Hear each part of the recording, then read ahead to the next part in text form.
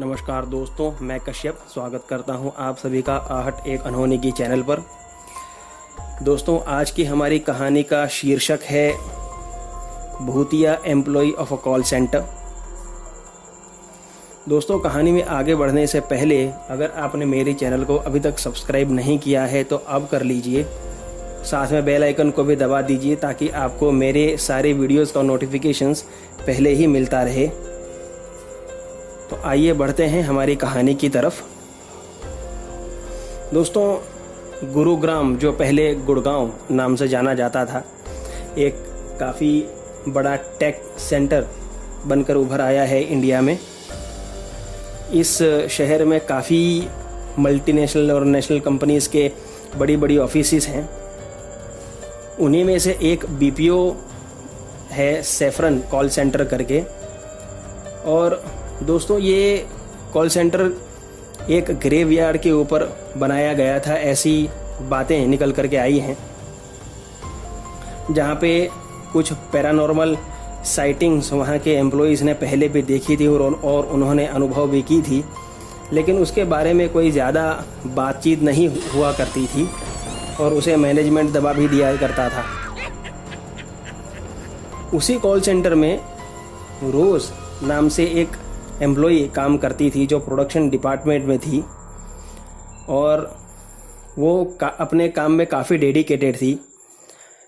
Time से आना, सारे काम ख़त्म करना, जो भी टारगेट दिया है सारे टारगेट टाइम टू टाइम पूरे करना, ये उसकी हमेशा से आदत रही थी।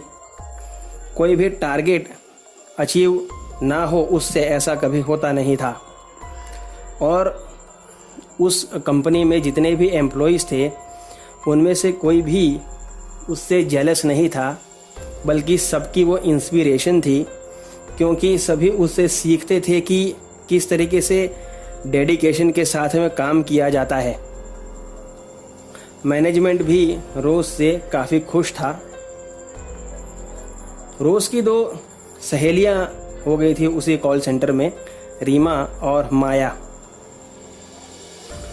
एक बार माया बीमार थी, तो माया का सारा काम भी रोज़ ने उसी दिन कर दिया था विथ टारगेट अचीवमेंट। उससे मैनेजमेंट काफ़ी ज़्यादा प्रभावित हुआ था रोज़ से, क्योंकि रोज़ ने अपना तो पूरा टारगेट अचीव किया ही था, साथ में माया का भी पूरा टारगेट अचीव करके दे दिया था, और वो भी ऑफिस टाइम के अंदर ही। दोस्तों, ऐसे ही रीमा, माया और रोज़ बातें किया करते थे।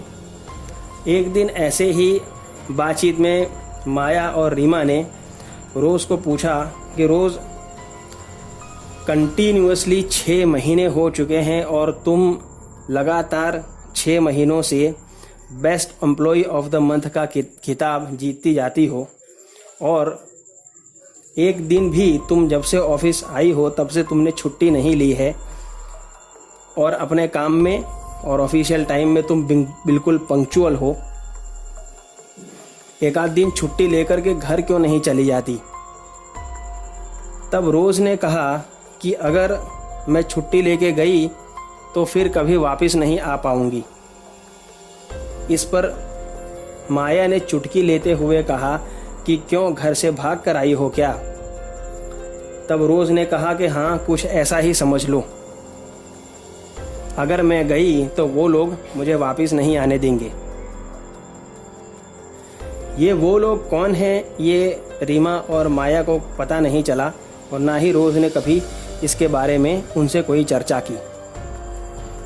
ऐसे ही माहौल में कामकाज उस ऑफिस में चलता रहा, और ऐसा ही एक नॉर्मल डे में जब पूरे दिन का काम ख़त्म हो चुका था और सारे एम्प्लॉयज़ का घर जाने का समय हो गया था, तभी अचानक से एक इनबाउंड कॉल आया, और सारे लोग ऑफिस से बाहर निकल चुके थे या जा रहे थे, तो रोज़ ने वो इनबाउंड कॉल उठा लिया। इनबाउंड कॉल का मतलब होता है दोस्तों कि ऑफिशियल कॉल, ऑफिस में से ही स्टाफ टू स्टाफ जो कॉल होता है उसे इनबाउंड कॉल कहते हैं, जो बेसिकली इंस्ट्रक्शंस देने के लिए होता है। रोज़ ने वो कॉल उठाया और इनबाउंड कॉल ज़्यादा से ज़्यादा 5 मिनट लंबा होता है उससे ज़्यादा नहीं लंबा होता। रोज़ ने कॉल उठाया। 5 मिनट, 10 मिनट, 15 मिनट, 20 मिनट हो गए। तब बाकी सारे एम्प्लॉयज़ जो वहाँ पे खड़े थे वो भी इरिटेट होने लगे कि इतना ज़्यादा इनबाउंड कॉल लंबा कैसे हो सकता है। तब उसमें से किसी एम्प्लॉय ने ये सोचा कि इस कॉल को डाइवर्ट करके मैं ही बात कर लूँ और बात ख़त्म करूँ। तो उसने उस कॉल को अपने तरफ डाइवर्ट किया तो पता चला कि सामने तो कॉल पर कोई था ही नहीं, और फिर भी रोज़ बातें किए जा रही थी। क्या बातें हो रही थी ये भी सामने पता नहीं चल पा रहा था। उन लोगों को कुछ क्रीपी लगा और काफ़ी रात भी हो चुकी थी। रात की वैन जानी थी उन लोगों को घर छोड़ने के लिए। तो सारे एम्प्लॉइज़ रोज़ को टाटा करके उसे इशारा करके गए कि हम लोग नीचे तुम्हारा वेट कर रहे हैं। रोज़ उस फ़ोन पे बात करते करते कभी खुश होती तो कभी एकदम से गुस्सा हो जाती। और उसके बाद में जब सब वैन में नीचे खड़े थे तब रोज़ वहाँ पहुँची, और रोज़ काफ़ी अनयूजुअल लग रही थी रीमा और माया को। वो उन लोगों के साथ में वैन में बैठी और रास्ते में उसने किसी से कोई बात नहीं की। जब उसका घर आया तब बिल्डिंग के सामने ही वैन खड़ी हुई और रोज़ बाहर निकली। कुछ कदम आगे चलने के बाद में वो पीछे मुड़ी और कुछ क्रीपी सी स्माइल उसने अपने कलीग्स को दी, जो एक अनयूजुअल स्माइल थी। ऐसा कभी भी रोज़ इस तरीके से कभी हंसती नहीं थी जिस तरीके का वो हंसी और उसने स्माइल दी। फिर आगे बढ़ी। कुछ कदम आगे जाने के बाद फिर से उसने कुछ क्रीपी स्माइल दी और एकदम से उसने गंभीर चेहरा बना लिया और मुड़कर चली गई और गायब हो गई। उसके कलीग्स को लगा कि शायद अंधेरे में चली गई होगी अपनी बिल्डिंग में। दूसरे दिन रोज़ ऑफिस नहीं आई। लोगों को काफ़ी अनयूजुअल लगा क्योंकि रोज़ ने कभी छुट्टी ली ही नहीं थी और आज अचानक अनप्लान्ड छुट्टी उसने ली थी। लेकिन फिर भी मैनेजमेंट ने सोचा कि आज तक कभी छुट्टी नहीं ली है, ये उसकी पहली छुट्टी है, कल आ जाएगी। दूसरे दिन रोज़ नहीं आई, तीसरे दिन भी रोज़ नहीं आई। तो उसके कलीग्स को पूछा, रीमा और माया को, कि रोज़ क्यों नहीं आ रही है। लेकिन रोज़ का कोई अता पता नहीं था। उसका फ़ोन स्विच ऑफ ही आता था। तो मैनेजमेंट को लगा कि ऐसा तो नहीं कि बीमार हो गई हो या अपने घर चली गई हो। तो उसके लिए उन लोगों ने स्टाफ के मेंबर को भेजा कि जाकर के रोज़ से बात करे कि कहीं उसने किसी और जगह नौकरी तो नहीं ढूंढ ली। जब स्टाफ मेंबर जहाँ पे रोज़ रहती थी उस बिल्डिंग में गया और जो घर का पता दिया था उस लैंडलॉर्ड से पूछा, तो उस लैंडलॉर्ड ने कहा कि मैंने किसी रोज़ नाम की लड़की को कोई घर दिया ही नहीं है। यहाँ पे रोज़ नाम की कोई लड़की नहीं रहती। इनफैक्ट पूरी सोसाइटी में रोज़ नाम की कोई लड़की नहीं रहती।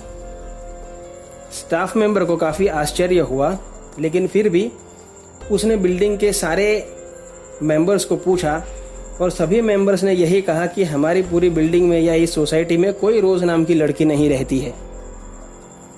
तो उसे बड़ा आश्चर्य हुआ और उसने जाकर के सारी बातें मैनेजमेंट में बताई कि इस तरीके की चीज़ें निकल कर आई हैं। मैनेजमेंट ने रोज़ के घर का पता सर्च किया और उसके घर उन लोगों ने फिर से एक स्टाफ मेंबर को भेजा। तब एक बहुत ही शॉकिंग चीज़ बाहर निकल करके आई। रोज़ के पिताजी ने कहा कि रोज़ आपके कॉल सेंटर में कब जॉब करती थी। उन्होंने बताया कि रोज़ काफ़ी समय से हमारे कॉल सेंटर पर जॉब कर रही थी और हफ्ता 10 दिन हो गया है वो आई नहीं है। तब उसके पिताजी ने स्टाफ मेंबर को काफ़ी डांटा कि तुम यहाँ पे क्या मजाक करने के लिए आए हो, रोज़ कैसे तुम्हारे यहाँ जॉब करने के लिए आ सकती है, रोज़ को मरे हुए 8 साल हो चुके हैं। ये बात सुन के और रोज़ का फ़ोटो उसी घर में देख करके स्टाफ मेंबर्स समझ गए कि ये कुछ बड़ा ही चक्कर है, और उन्होंने आकर के मैनेजमेंट को ये बात बताई। तब मैनेजमेंट को पता चला कि जिस ग्रेवयार्ड के ऊपर ये सैफरन कॉल सेंटर बना है, उसी ग्रेवयार्ड में रोज़ को 8 साल पहले दफनाया गया था। मैनेजमेंट ने ये बात अपने प्रोडक्शन डिपार्टमेंट में रोज़ की दोनों कलीग्स रीमा और माया को बताया, जिसमें कंपनी का और बड़ा झटका लगा, क्योंकि माया ये न्यूज़ सुनने के बाद ही कार्डियक अरेस्ट का शिकार हो गई और रीमा को ब्रेन हैमरेज हो गया। दोस्तों, कहा जाता है कि उसके बाद सैफरन कॉल सेंटर से काफ़ी एम्प्लॉइज़ ने इस्तीफ़ा दे दिया था और दूसरी जगह जॉब करने के लिए चले गए थे, और आज की डेट में भी उस कॉल सेंटर से रोज़ के बारे में कोई बात करना पसंद नहीं करता है, और उस इंसिडेंट के बाद कभी भी कहीं भी रोज़ दिखाई नहीं दी। तो दोस्तों, कैसी लगी आपको आज की कहानी, मुझे कमेंट बॉक्स में ज़रूर बताइएगा। और अगर आपके पास में भी ऐसी कोई भी कहानी या अनुभव है तो आप मुझे मेरे ईमेल पर ये कहानी भेज सकते हैं, जिसे मैं अपनी आवाज़ दूंगा। मेरा ईमेल एड्रेस डिस्क्रिप्शन बॉक्स में दिया हुआ है। तो मिलते हैं अगली कहानी में, तब तक स्टे होम, स्टे सेफ,